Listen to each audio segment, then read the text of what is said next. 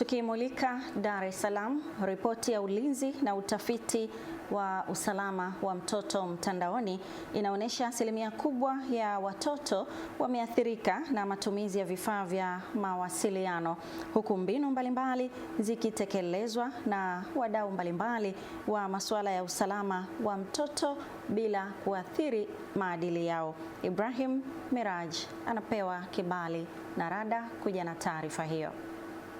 Katika dunia ya sasa ambapo watoto wanakuwa wakizungukwa na vyombo mbalimbali vya habari, wataalamu wa malezi wanaeleza kuwa maudhui wanaoyaona na kuyasikia yana mchango mkubwa katika kuunda tabia, maadili na mtazamo wao kuhusu maisha.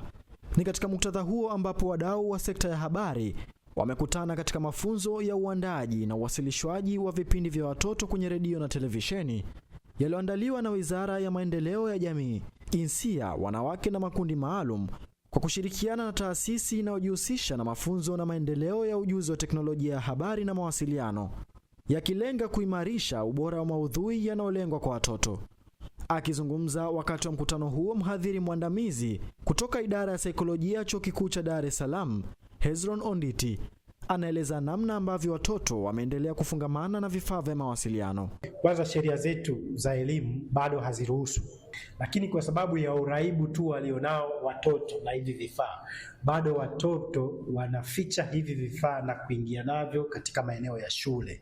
Tumeshuhudia kesi mbalimbali ambapo baadhi ya shule wamekamata watoto na simu zinapigwa nyundo, watoto wengine wanaamua kufanya mambo yasiyostahili kwa kunyang'anywa simu shuleni. Kwa hiyo watoto wao wenyewe kama wao wangependa waruhusiwe kutumia hivi vifaa shuleni, lakini sisi kama nchi bado hatujiandaa na kuweka miongozo ni namna gani hivi vifaa vinaweza vikatumika shuleni. Kwa upande wake, mtaalamu wa usalama wa mtandao na mchunguzi wa makosa ya kidigitali ambaye pia ni mshauri mkuu katika mradi huo, Yusuf Kileo, akaeleza mambo makuu yaliyofanyika kwa lengo la kuwalinda watoto kimaudhui. Kama nchi tumeweza kufanya mambo makubwa matatu mpaka sasa.